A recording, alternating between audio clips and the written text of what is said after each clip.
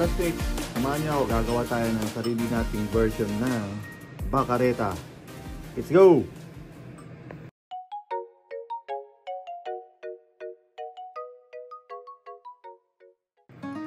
So ayan, gagamit tayo ng bawang, ng sibuyas,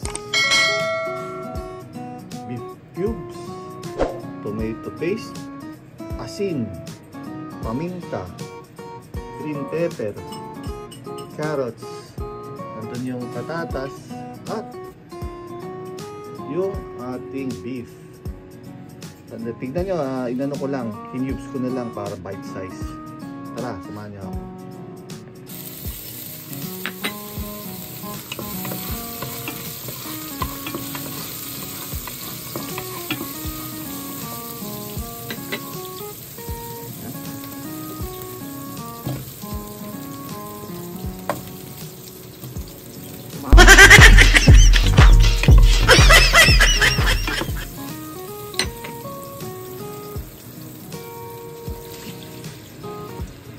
Yan, iisa lang natin yan hanggang sa mag-brown. So ayan, ganyan na nakulay, okay na. Lalagyan na natin yung paste natin. Siyempre gagamit din tayo mamaya ng liver spread, pero mamaya na yun. Saka yan, slow fire lang. Tapos lagyan na natin ng paminta sa turog. Yan. Tapos saka natin haluin. At siyempre tatakpan. So yan, piprito natin yung mga gulay, patata.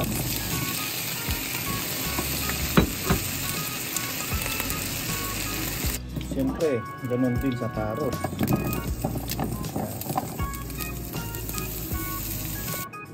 Siyempre yung wow.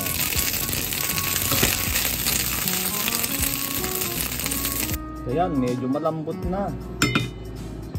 Ilagay na natin yung ating liver spread. Yan, pampadagdag lasa rin yan. Tapos mamaya i-stir lang natin ganyan. After 5 minutes, tikman natin. Kung kulang, lagyan na natin ng asin or paminta. Mamaya ulit. O yan mga kaibigan, lalagay na natin yung ating carrots saka yung patatas hanggang sa lumambot. Panglas na natin ilagay yung bell pepper. Ayan, palambutin lang natin mga another 5 minutes. Ayan, nagkuntunting nagkakakulay yung ating bacareta. Ayan, no? So, mamaya yung finished product tingnan natin.